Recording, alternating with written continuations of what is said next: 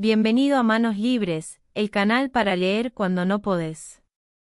El túnel arranca con una frase que te atrapa en la primera línea. Bastará decir que soy Juan Pablo Castel, el pintor que mató a María Iribarne. Supongo que el proceso está en el recuerdo de todos. En la primera oración, Sábato ya nos dice todo. El protagonista es un asesino confeso que va a contarnos por qué lo hizo. No es un thriller de suspense sobre si lo hizo. Lo hizo. La pregunta es cómo llegó hasta ahí. Y lo que sigue es uno de los análisis más lúcidos y perturbadores del amor obsesivo que existe en cualquier literatura. Ernesto Sábato nació en Rojas, provincia de Buenos Aires, en 1911.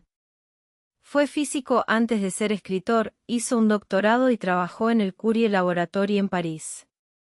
Después abandonó la ciencia por la literatura, algo que nunca explicó completamente y que explica mucho sobre su escritura. Tiene la precisión del científico y la obsesión del artista. El túnel se publicó en 1948. Era la primera novela de Sábato. Albert Camus la leyó, la admiró, la tradujo al francés y la promovió en Europa. Hoy es una de las novelas latinoamericanas más leídas en el mundo y una de las más cortas. No llega a las 200 páginas. Vamos de principio a fin. Antes de entrar en la historia, vale entender a Juan Pablo Castel. Castel tiene alrededor de 40 años. Es pintor, no un pintor bohemio y despreocupado, sino uno que se toma muy en serio a sí mismo y a su trabajo.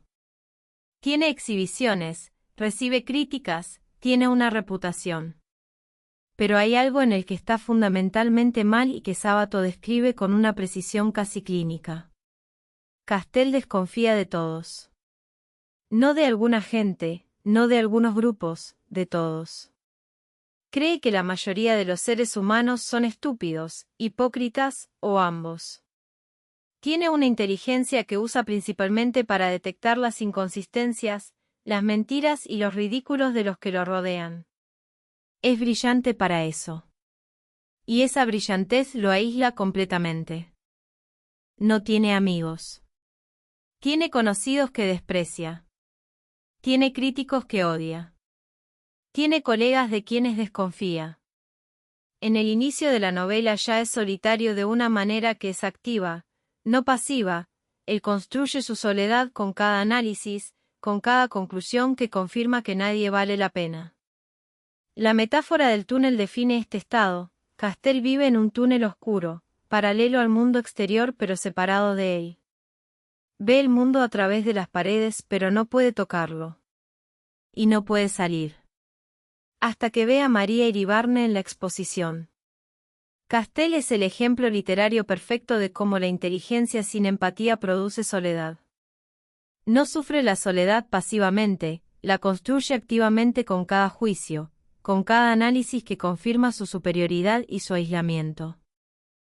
Juan Pablo Castel es un pintor reconocido pero solitario, ansioso, desconfiado de todos.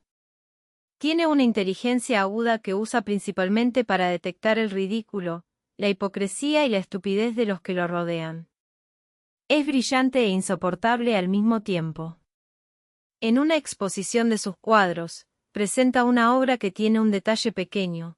En una esquina del cuadro hay una ventana, y a través de la ventana se ve a una mujer mirando el mar. No es el tema central del cuadro, es casi imperceptible. Pero una mujer en la exposición se detiene específicamente ante esa ventana y la mira con una atención que Castel nunca vio en ningún otro espectador. Para Castel, ese momento lo cambia todo. Esa mujer, María Iribarne, es la única persona que entendió lo que él quiso decir en ese cuadro. Lo que él quiso decir en ese rincón pequeño que nadie mira. Por lo tanto, ella lo entiende a él como nadie más. La lógica de Castel es perfecta dentro de su propio sistema.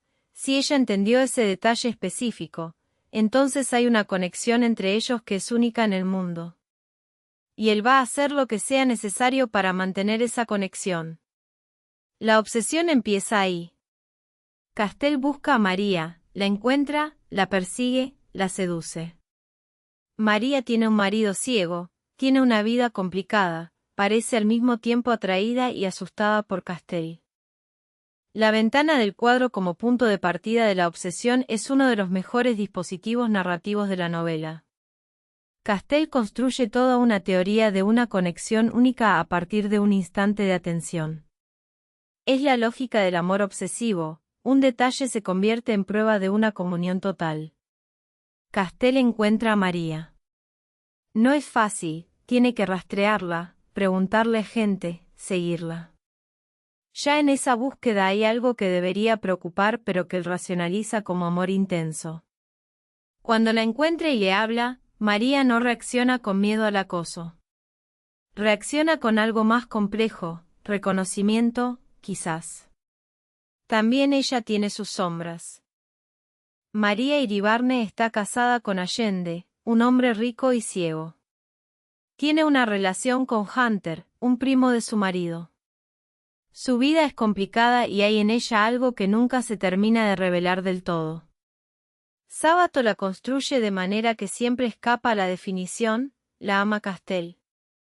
¿Lo manipula? ¿Es víctima de sus circunstancias? La novela no lo resuelve. La relación entre los dos empieza con intensidad. Se encuentran. Se hablan. Hay algo genuino al principio, o al menos Castell lo siente como genuino. Pero desde el inicio hay una asimetría, Castell quiere poseer, controlar, tener certeza. María quiere ser y no ser, aparecer y desaparecer, dar y retener. El comienzo de la relación entre Castell y María tiene el mismo problema que todo lo de Castell. Él llega con una interpretación previa y busca confirmación, no conexión real. María, desde el primer momento, es más compleja de lo que él quiere que sea. Lo que sigue es la descripción más exacta que existe en literatura del amor obsesivo. Castell quiere a María con una intensidad que en realidad es terror, terror a perderla, terror a que ella no lo quiere igual, terror a que la conexión que imagina no sea real. La mecánica de los celos. Cada vez que María llega tarde, Castell construye en su mente escenas de traición. Cada vez que no le cuenta algo, Castell asume lo peor. Cada vez que María intenta tener algo de vida propia, Castell lo interpreta como abandono. Lo que hace que el libro sea perturbador es la lucidez con que Castell describe su propio mecanismo. Sabe que es irracional. Sabe que sus conclusiones son injustificadas. Y aún así no puede dejar de llegar a ellas. La inteligencia no protege contra la irracionalidad emocional, en este caso la amplifica, porque Castell construye argumentos brillantes para sus conclusiones más absurdas. Una escena que resume la dinámica. Castell espera a María en un lugar acordado. María no llega. Castell espera horas. Construye en su mente, con detalle y precisión, lo que debe estar haciendo María en ese momento y con quién. Cuando finalmente la encuentra, no le pregunta qué pasó, le pregunta dónde estuvo. Y la pregunta ya viene cargada de acusación. No hay respuesta correcta a una pregunta hecha desde la certeza de la traición. La relación con Hunter. Castell descubre o sospecha que María tiene una relación con Hunter. Esta sospecha, que tiene bases reales, lo consume. Vigila, interroga, interpreta cada gesto. Lo que en otra persona sería cautela razonable, en Castell se convierte en espiral. Cada evidencia confirma lo que ya cree. Ninguna evidencia en contra puede cambiar la conclusión. Lo terrible del diagnóstico de Sábato es precisamente esto: Castell no está completamente equivocado. María sí le miente en algunas cosas. María sí tiene secretos. Pero la paranoia no necesita tener razón para funcionar, solo necesita tener algo con lo cual alimentarse. Y cuando la realidad le da algo, lo convierte en confirmación total. El túnel. La imagen central de la novela es esta: Castell vive en un túnel. Oscuro, paralelo al mundo exterior pero completamente separado de él. Ve el mundo a través de las paredes pero no puede tocarlo.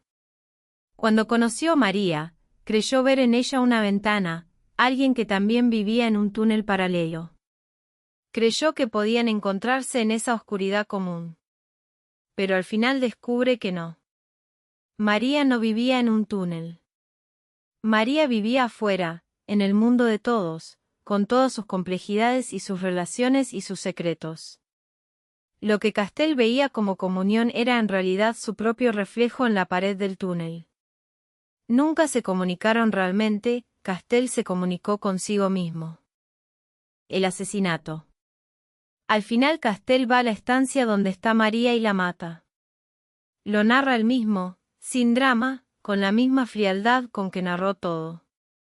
No mata por maldad, mata porque la lógica de su obsesión no tiene otra salida. Si no puede poseerla completamente, si no puede ser el único, si la realidad sigue sin confirmar la imagen que construyó, entonces la elimina. El asesinato es el último intento de controlar lo que nunca pudo controlar. Los celos de Castell no son irracionales en el sentido de no tener base en la realidad, tienen base. Son irracionales en el sentido de que no pueden ser satisfechos porque lo que buscan no existe, la certeza absoluta, la posesión completa, el amor sin secretos ni vida propia del objeto amado. Eso no existe. Y cuando la realidad se niega a conformarse, Castell la destruye. Sábato hace algo interesante con María que en una primera lectura puede pasar desapercibido, la construye de manera que el lector nunca puede estar completamente seguro de quién era. ¿Era víctima de Castell? Evidentemente, al final sí. ¿Era cómplice? En algún sentido también. Hay algo en la relación de María con Castell que no es simplemente pasivo, ella lo busca en algunos momentos, lo evita en otros, le dice cosas que lo alimentan y luego las retira. Hay una interpretación posible de que María veía en Castell algo que reconocía en sí misma, una forma de intensidad, de soledad, de estar fuera del mundo de los normales, y que se acercó a eso con una mezcla de atracción y fatalidad. No sabemos. Sábato no lo resuelve. Y esa ambigüedad es parte del genio del libro, la víctima nunca es completamente transparente, el asesino nunca es completamente incomprensible. El túnel es uno de los retratos más exactos que existen en literatura de la mecánica psicológica de los celos y la obsesión. Sábato, que fue físico antes de escritor, tiene la precisión del científico al describir el funcionamiento de una mente obsesionada. Cada paso del deterioro de Castell está mostrado con una lógica interna impecable. La brevedad es una virtud deliberada. Sábato podría haber escrito 200 páginas más de Castell en el manicomio, de juicios, de análisis psiquiátricos. No lo hace. Termina donde termina y eso le da al libro la intensidad de un corte limpio. La primera persona narrativa es esencial. Escuchar la historia de la boca del asesino, que la cuenta con total lucidez sobre sus propios mecanismos pero sin cuestionarlos moralmente, produce un efecto de perturbación que ninguna narración en tercera persona podría lograr. Albert Camus promovió el libro en Europa. Eso no es menor. Camus era el existencialista de la responsabilidad moral, el que creía que el hombre era responsable de sus actos aunque el universo fuera absurdo. Ver en el túnel algo que valía la pena promover dice algo de la universalidad del problema que Sábato planteaba. El libro se publicó en 1948, 3 años después de la Segunda Guerra Mundial. El mundo acababa de ver lo que seres humanos podían hacerse unos a otros con total convicción de estar en lo correcto. Castell no es un nazi, pero la mecánica del que destruye lo que no puede controlar o comprender es reconocible. Rayuela de Julio Cortázar. Para comparar con un Buenos Aires diferente, donde el túnel es claustrofóbico y oscuro, Rayuela es expansiva y juguetona. Los dos son la cumbre de la narrativa argentina del siglo XX. Ficciones de Borges. Para los que quieran la tercera voz de la narrativa argentina mayor, donde Sábato es emoción oscura y Cortázar es juego intelectual, Borges es precisión filosófica. Los tres juntos son incomparables. El extranjero de Albert Camus. El libro que Camus escribió en la misma época en que leía y promovía el túnel. Los dos tienen un asesino narrador. Los dos exploran la frialdad del hombre que no puede conectar emocionalmente con el mundo. Una lectura paralela reveladora. Suscríbete a Manos Libres, el canal para leer cuando no podés. Fin del guión, El túnel de Ernesto Sábato. Palabras estimadas, 5,200 duración audio estimada, 43-50 minutos. El amor de Castel es indistinguible de la posesión. La intensidad no es señal de profundidad sino de miedo. El túnel es la soledad que no puede compartirse, no porque los demás no quieran entrar, sino porque quien vive en el túnel no puede salir.